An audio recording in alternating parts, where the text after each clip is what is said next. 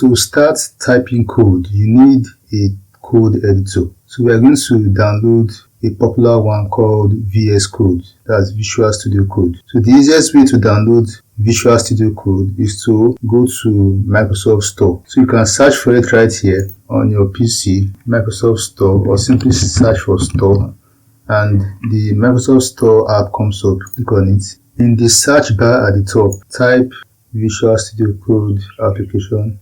Now, as you can see, now there are various kinds. This one that has a blue color is what you want to go for. You will click on install to install it. So I already have it installed on my PC. Now, once you've installed VS Code, you want to do some configurations.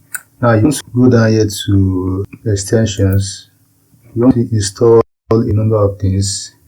Now, for you to preview your website, you need Live Server, but install this one called Live Preview instead.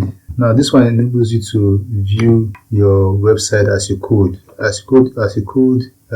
You can see live the changes happening in your website. So you can download this. And to use Live Server, very simple. You just go to your HTML page like this one, right click and click on Show Preview. So the preview of the website shows up for you to check to see your changes.